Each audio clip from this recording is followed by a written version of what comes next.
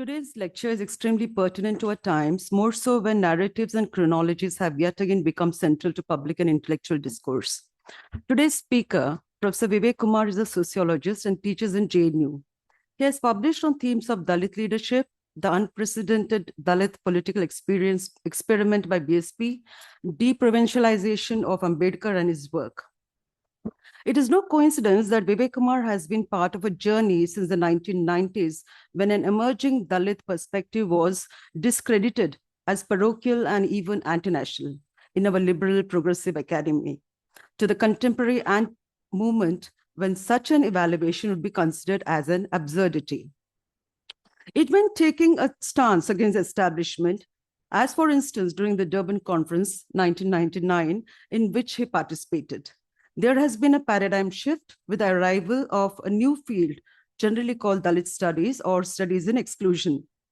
Vivek has been one of the contributors who made the shift possible, and in furthering it by exploring counter-narratives and issues of epistemology.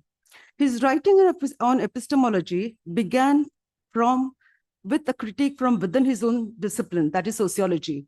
For instance, 2 decades back, he published a piece called How Egalitarian is Indian Sociology, and later dwelling on epistemological issues for understanding social exclusion, and lately on philosophical basis for perspective from below. I'm thankful to Vivek for accepting our invitation. The chair, Professor Aditya Nigam, is a political theorist and was formerly associated with the CSDS. His work has centered around themes of nationalism, modernity, Marxisms, and on decolonization of social and political theory.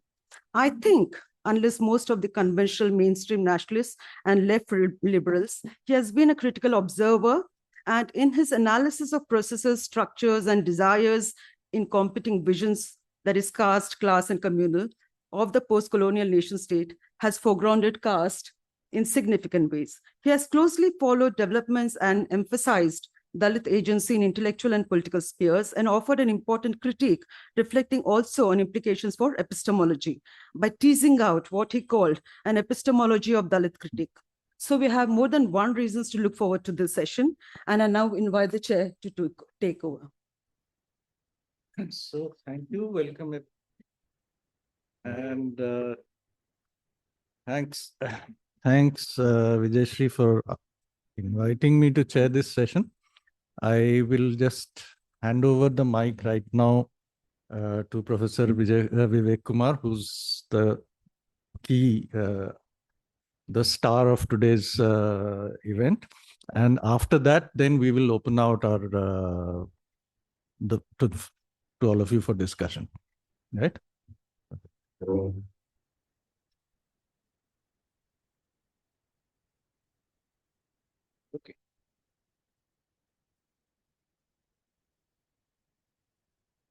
Well, the chair, and of course, director, and my friend Vijayshri, thanks a lot for this invitation. And the topic I have given a very simple formulation: perspective from below, a philosophical and theoretical rationale. It's not a new thing. I have been working, and it's part of my larger agenda of my latest book, which I have finished, but it is in publication, Dalit Studies. That is the part.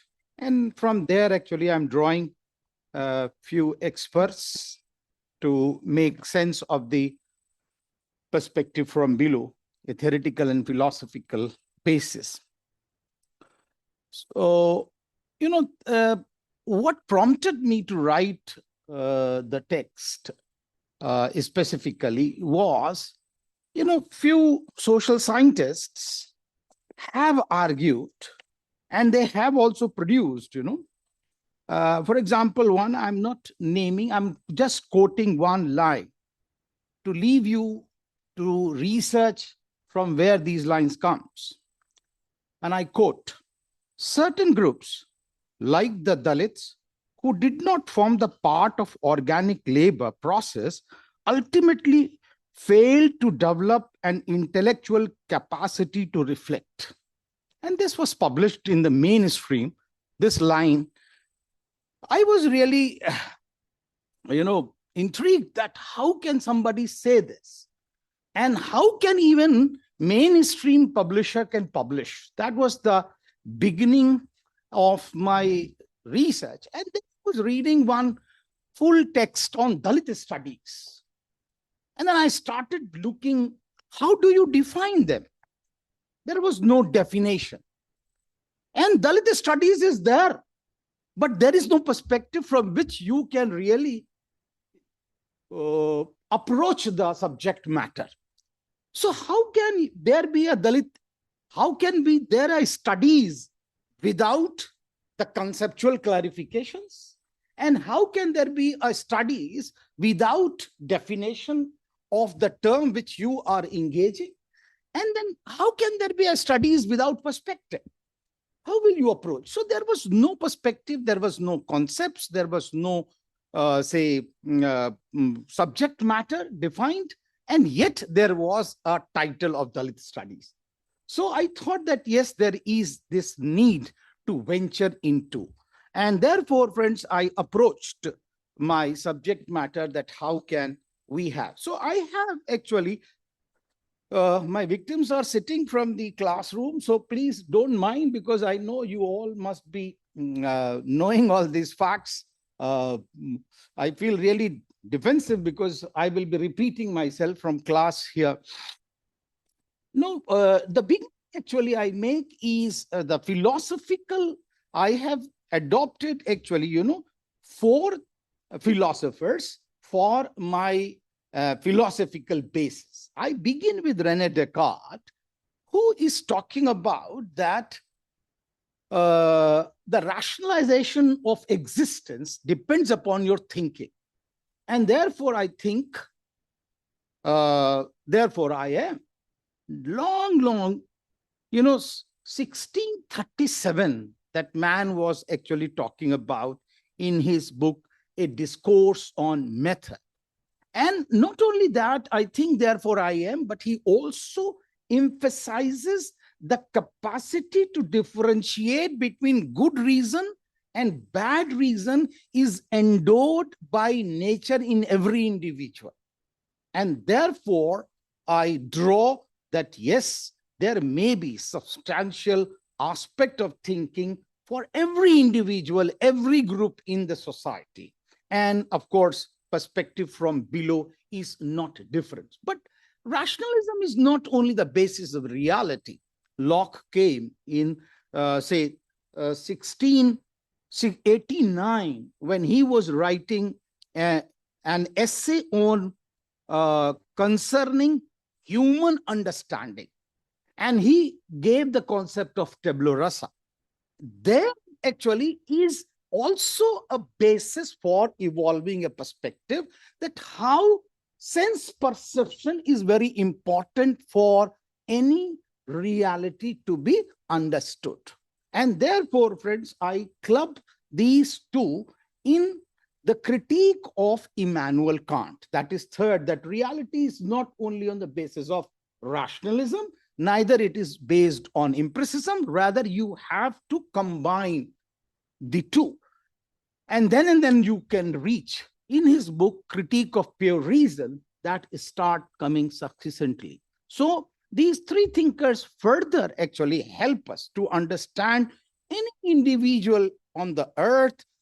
Sane people, they have this capacity to really understand the reality, but not all. I bring in sociologist Emile Durkheim, who is actually talking about conceptualization of natural and social world is sine qua non for society to exist.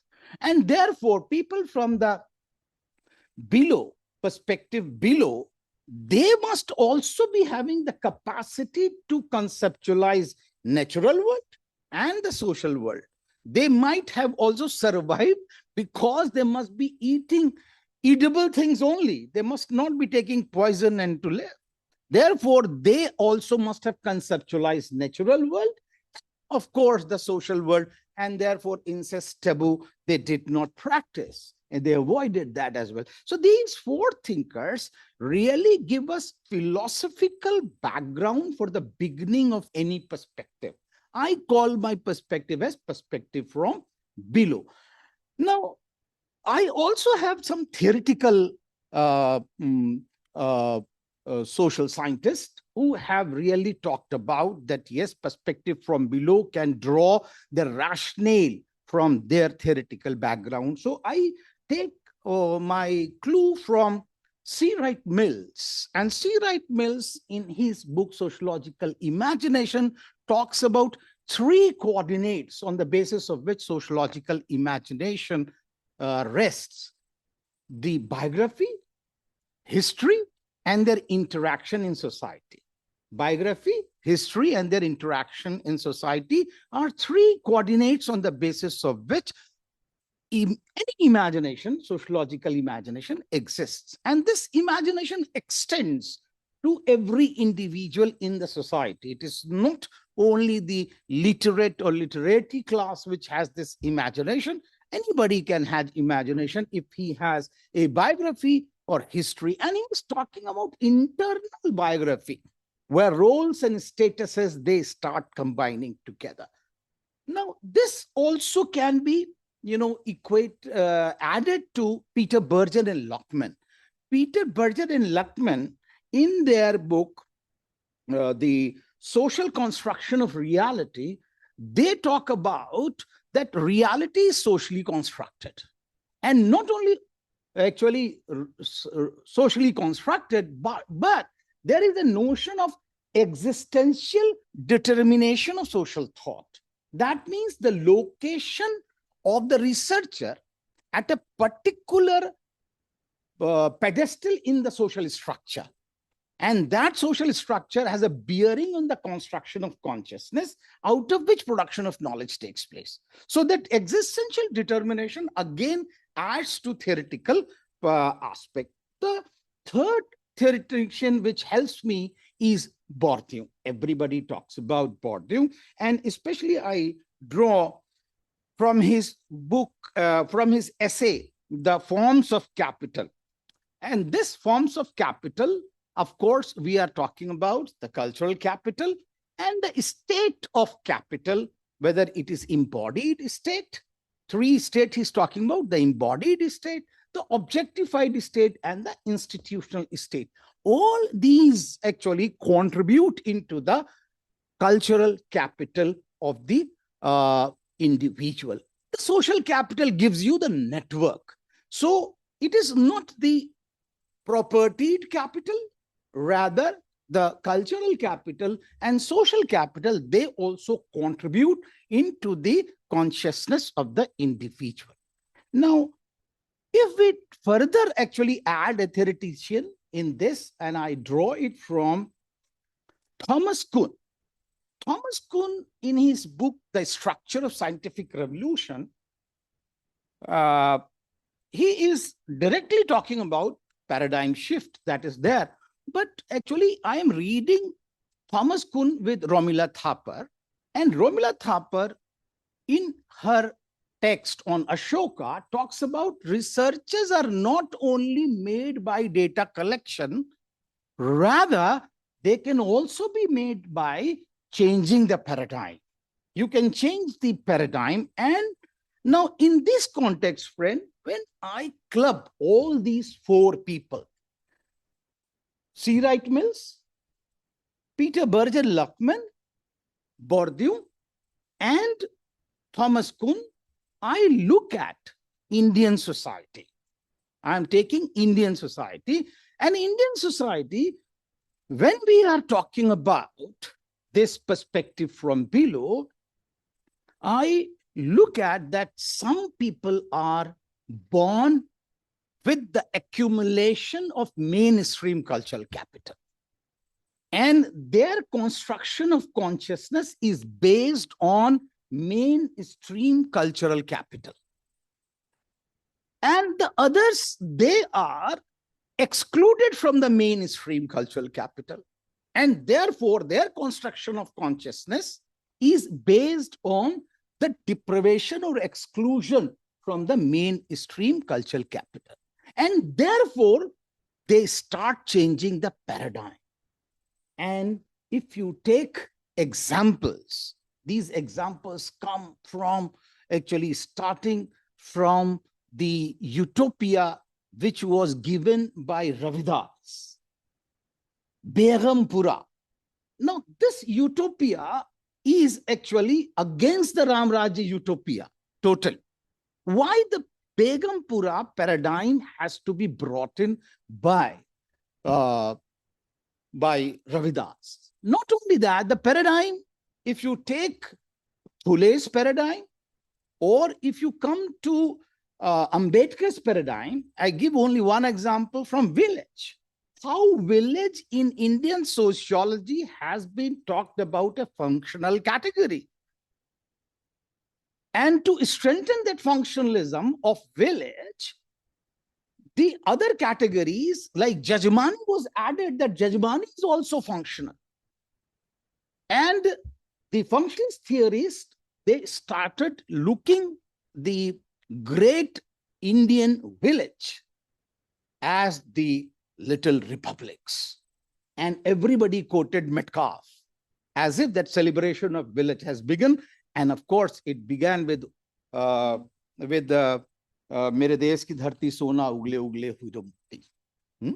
If you have seen that song, that बैलों के गले में जब घुंघरू जीवन का राग सुनाते हैं, गम कोस दूर हो जाता है, खुशियों के चमन मुस्काते हैं, सुन के रहट की आवाजें यूं लगे जैसे सहनाई बजे. Now imagine the metaphors used for celebration of the village republic. But what Ambedkar had to say?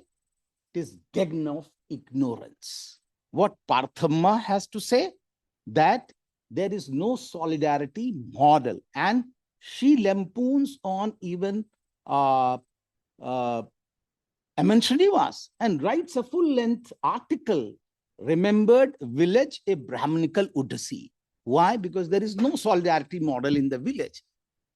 And of course, a string of autobiographies which have come after that. You start from Chuthan and go to actually why? Because we were from the functional perspective, therefore we could not observe Chuthan. We were from the functional perspective, but therefore we could not see Murdaya. Now, these terms themselves actually need translations into English. And of course, actually, a etymological meaning will have to be explained in a very different vocabulary because it does not exist.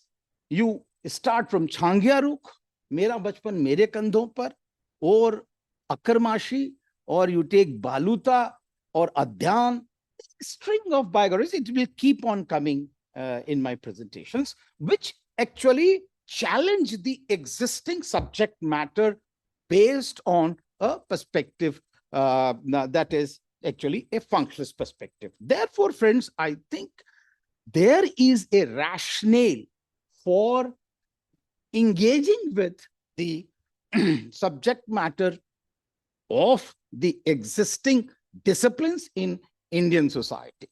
Now, if that is the case, then what is the way out? I actually draw from three critical philosophers. One, I begin with Paulo Freire, who talks about pedagogy of the oppressed have to be written by oppressed. Oppressor is not going to write the emancipatory agenda. And if you have to emancipate, then it is the oppressed will have to actually emancipate the oppressor. Because the banking system of education is not having reflexivity. How to create the reflexivity, that is a challenge. And therefore, perspective from below draws its rationale from Paulo Freire. The another example, actually, I've taken it from Francis Fanon, Wretched of the Earth, who is talking about a total national culture. And this national culture is not to actually valorize the ancient culture. Rather, you have to evolve a culture which reflects the aspirations of the suppressed people. And if that actually culture can be brought forward, then I think decolonization can be actually achieved. I'm talking about here internal colonization. I'm not talking about the Western colonization here. Last but not the least, I draw from Lyotard. And Lyotard actually is talking about the literature, postmodern literature. He's talking about postmodernism is nothing but incredulity of the meta-narratives. Meta-narratives have been created. And because of the meta-narratives, the little histories have been silenced. How these little histories have to be found out?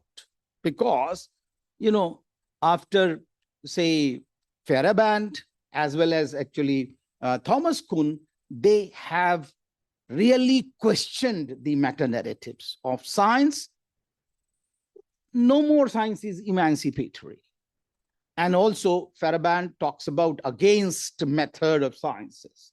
So I think there is this very, very important aspect that we find out the little histories. And therefore, friends, I think I have looked into the biographies, autobiographies, little poems, long back, actually, whatever has been written. And therefore, I draw the from the couplets of the saint poets of the Nirgun Shakha, not the anthropomorphic, actually, stream, but the Nirgun Shakha from there. Now, if this is the case, actually, you may feel that, look, I'm talking about that it is a local Indian phenomena, and therefore there is a population which is actually feeling exploited, and therefore they are asserting. And therefore they want, and there's a need for the perspective from below. But friends, I'm afraid that it is not a local voice. World over, there is this attempt to go back to the subject matter of the main disciplines. I can begin from 1970s onwards. Joyce A. Lender, Death of White Sociology. Death of White Sociology talks about that how American sociology itself is racial in nature, because they quote Auguste Comte, who said that only the civilized people have history, and sociology can evolve only on the basis of history. So that means the Afro-Americans or the slaves, they did not have history because they could not write, and therefore they will not have sociology also. So such type of racial aspects start beginning. Then comes Gordon P. Morgan, a sociology for America. And he says that how American sociology is infested with European concepts. One example I want to just give to substantiate my point is Gordon Morgan is arguing that you are teaching feudalism in America. Now, feudalism, before actually America emerged as a society, feudalism was 1,000 years old in Europe itself. So how that evolution of 1,000 years of concept has taken place, you do not bring that history, but you actually impose this concept in American society. Where was feudalism in America? But they are being taught. Therefore, if sociology has to be meaningfully, developed, then we need to exercise and evolve the perspective from. And therefore, double consciousness, the question of double consciousness, because people feel that, when we are studying our own people, we will be biased. And therefore, when Afro-Americans started studying themselves, they were blamed that you are biased. Dalits studying Dalits, women studies women, they are biased, internal bias. But they were contesting. Joyce Lender and the team, they contested, no, we have a double advantage. One, we are objectively studying, and second, we also live that experience, and therefore we have a double advantage. Can this be really accepted? I think it's a question. So this is American, actually, American concern for having and evolving a new subject matter. The recent text, 2010, actually, decolonizing European sociology. And, European sociologists are trying to argue that Europe sociology is infested with white erudite males. There is no other voice, and therefore it has to be changed. Not only that, if you come to Japanese sociology, in Japanese sociology, one article, if you want, you can read Shikai Ishikirion. Shikai, S-H-I-K-A-I, I-S-H-I-K-I-R-O-N. Shikai Ishikirion, they are talking about that how Japanese sociologists rejected all the European theories.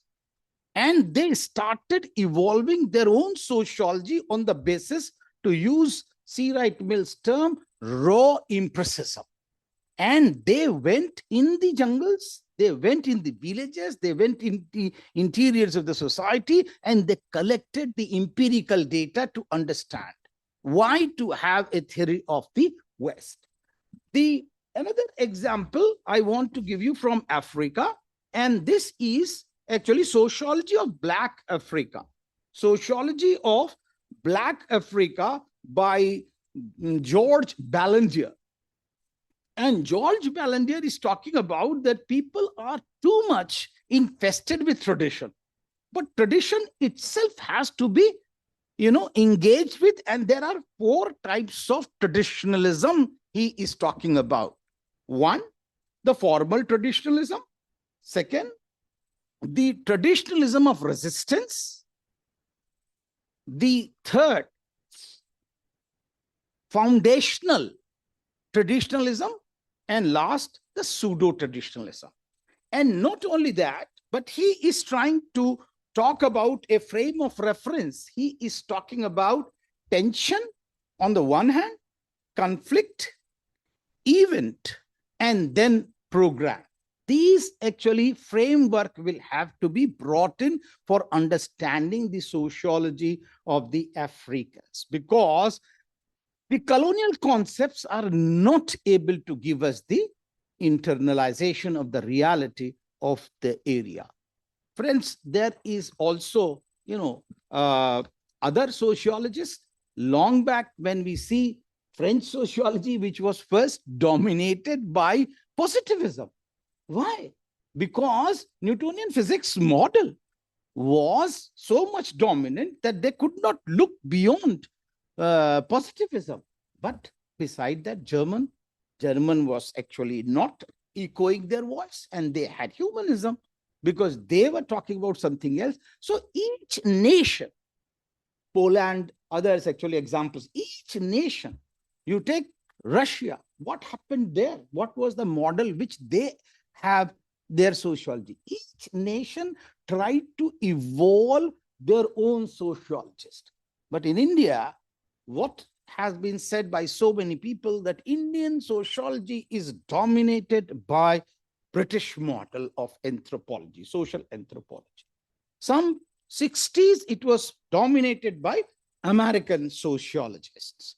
And then 90s and onwards, we have postmodernism and every actually other hues of theories. But what about internal mechanism to understand the reality? That was somewhere missing. And therefore, friends, it is important to engage with the population for which we are talking about. So the point which I was talking about, I've not defined the category actually. And this definition I draw that how we can look at the population whom I am calling as below. And what is the basis, what is the theoretical and philosophical basis to identify the population? Now, I look at the SF Nadel's definition of social structure, because for me, location of population in social structure is important. I am not a person who looks in the cultural realm only, rather talking about the structure. And SF Nadel's definition, I think, is very, very simple for locating it in Indian society. Now, what does he say? He argues that social structure is nothing but permutation and combination of roles and statuses distributed in the society. And we are so grateful that out of 10,636 richas of Rig Veda, one richa was identified by our sociologists to look at that this is where the social structure and the role and status will be distributed. Yad Purusham Vyavadau Kadida Vaikalpavan Kimas Mukh Kau Bahu Kau Urupad Uchchet Brahmano Mukhamasit Dui Bahu Rajanya Krita Urtadasya Dvaish Padabhyam Shudrajayat.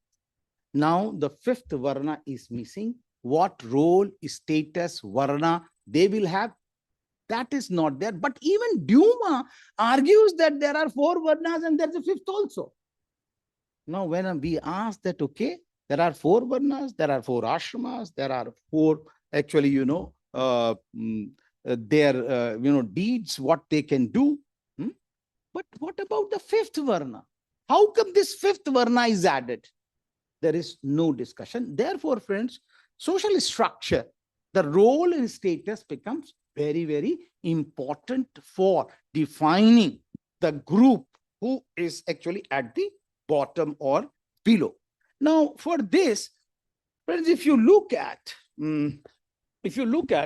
I look, 6 characteristics. If a group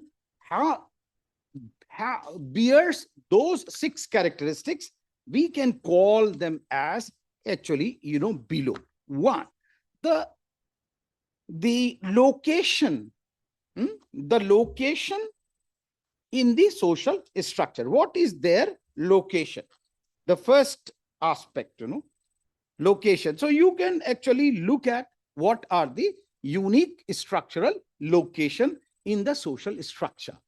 The second is cumulative exclusion. Exclusion is not in a singular dimension of the society. Rather, it is cumulative exclusion. Economic, political, social, educational, religious, and even spatial.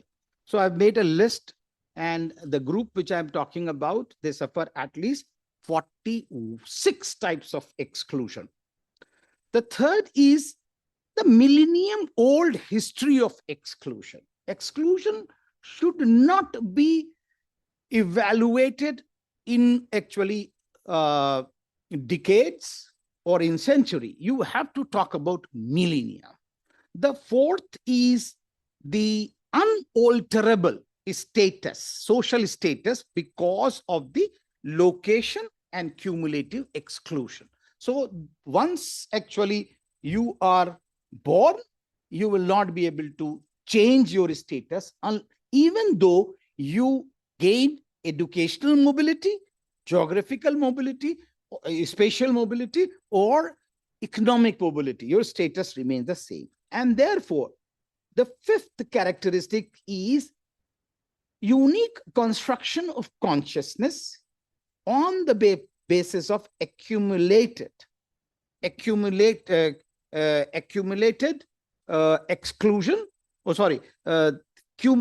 cumulative exclusion and long history.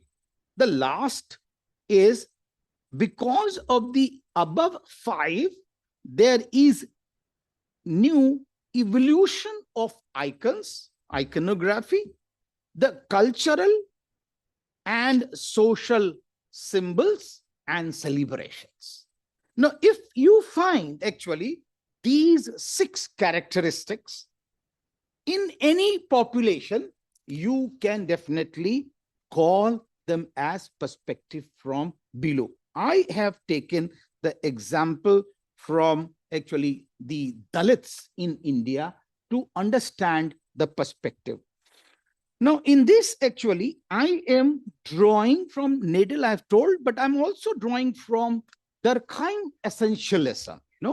Durkheim, in his book, Rules of Sociological Method, argues that if physics cannot see heat, even then they can study heat by the rise of mercury in the thermometer. That means you are drawing essence of rise of mercury in the thermometer. And therefore, science is studying, or physics is studying heat, only drawing an essence from the rise of mercury. Similarly, actually, I'm also trying to draw the essence, economic, political, social, educational, religious, and spatial. When I actually observe the reality, I draw the essence, how much exclusion and whether there is exclusion or not. And therefore, I actually take that basis to define the population for which I am talking about here. Dalits, people can take the examples of women. They can take example of minorities. They can take example of tribes and any deprived section of the society. Therefore, friends, there is also the theoretical and philosophical premise for locating the population for which we are talking. We are not talking actually in the air, rather there is a concrete existential reality of the population. Now, what is the function of this? What is the function of the perspective from below? Now, I look at least 6 very important function of the this perspective, and then I can stop. One very important function of this particular perspective is that it wants to look at the history and the origin of the production of knowledge from this perspective. Since when and where this perspective of actually started producing knowledge. I gave you an example of Ravidas, that how he was talking about a utopia of Begampura. But he is not only talking about, Begampura, he is also talking about annihilation of caste. जात जात में जात है, तीन Kellen के पात, रैदास न मानुख बन सके जब तक जात न चात. And some people gave this meta narrative, caste is a colonial construct. I get a lot of strength when I take 15th century saint poet who did not go any university, but yet produces a experiential reality of existence of caste as well as annihilation of caste. He is not actually mincing his word when he says that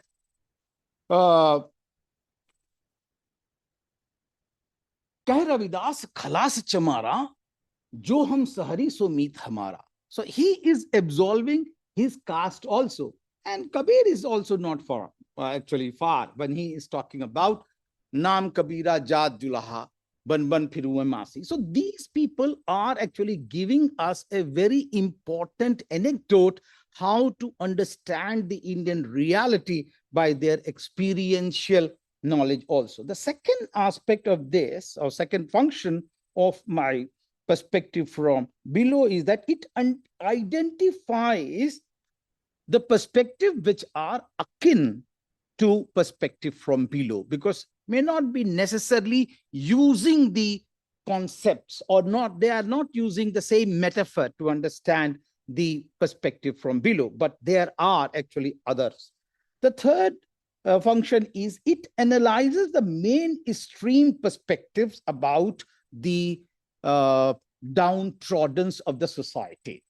We have heard actually how the three very important aspects in my latest book I have tried to argue of erasures, how this actually mainstream perspective has erased. And my latest book, Decoding Ambedkar, how Ambedkar has been erased. Second, I also talk about distortions, how the distortions of the reality has taken place. And third, how the reductionism has also taken place. So this perspective tries to understand how mainstream has produced knowledge, and in which there are actually these erasures, distortions, as well as the reductionism of the lower strata or the downtrodden of the society. The fourth function, it analyzes the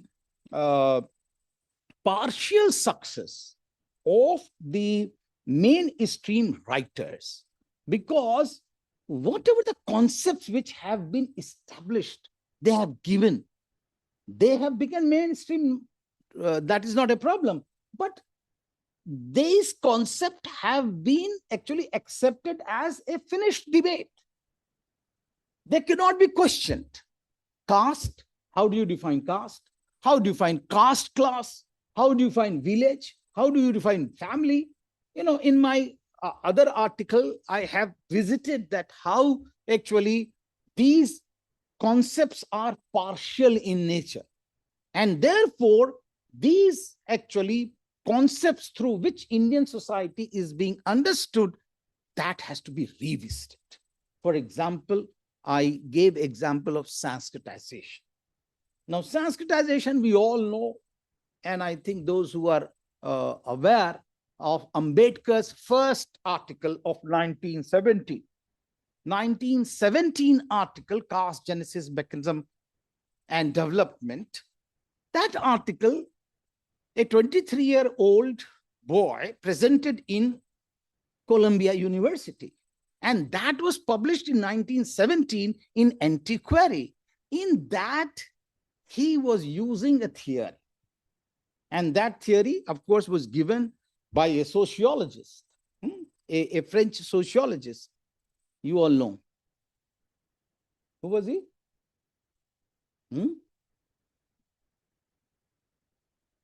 Tarde, Gabriel Tarde.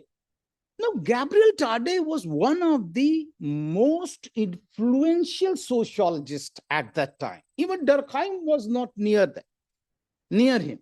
And he gave the concept of law of imitation. Now, your scholarship is a scholarship. When you are giving a theory, I think you need to refer. Whatever the production of knowledge is there, you need to refer, and then you can definitely look at it. But that is not referred. And therefore, when I started looking Sanskritization as a concept of understanding Indian society, I found lot of shortcomings. One, there was no referential element, as if it was being made out to be original concept. And therefore, I think even R.K. Mukherjee, Ramkrishna Mukherjee, not Radhakamal, Ramkrishna Mukherjee, in his book, Sociology of Indian Sociology, gave the concept of Aryanization. And, a sociologist from Lucknow, Jagmohan Singh Verma, talked about Arjakization. And I was trying to argue that, look, there is only one-way process. No culture survives in one way. There is always give and take relationship. It is a very simple, analysis of any culture. That is not one-way traffic. There is always give and take. And Indian, of course, actually, parochialization and universalization are the concepts which sociologists know very well.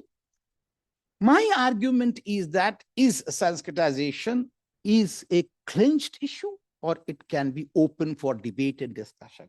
I argued that if there is Sanskritization, Sanskritization means imitation for actually leaving non-vegetarian, being vegetarian, and actually, teetotalism. That is one, taking bath in the morning and everything which is actually Brahmanical, that has to be imitated. Now, one thing is very sure, if a person gets water, he has actually a bathroom, he will definitely take a bath in the morning, because everybody wants to live in hygienic way. Why a farmer who goes in the morning will always be in the mud? Why will he not take? Dalits come to urban centers and they are actually taking bath in the morning. They are leaving because my cholesterol is up. I'm leaving my actually non-vegetarianism. So what is the problem in that? Why it has to be bracketed in a particular conceptual level? And therefore, friends, I think there's a need to revisit the concepts which have been understood as finite. Now, the last point is actually that it tries to evolve the framework to understand the Dalit society from a very different vantage point. And last, actually, it tries to give a framework to understand the Indian society also. It is not only that we understand themselves, they understand themselves, rather they are ready to understand the whole Indian society. Therefore, friends, at three levels: one, that there is a proper existential group which has actually a characteristics, which also has rationale, which also has a population. You can draw the contours of that population based on those characteristics. And second, there is a philosophical, theoretical, and critical background or rationale for our perspective. And it's not only that we evolve the perspective, it also has function to understand and to contribute into the development of the knowledge. Thank you.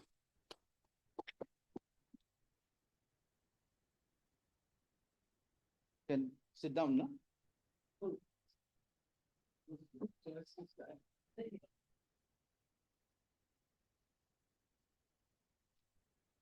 Thank you.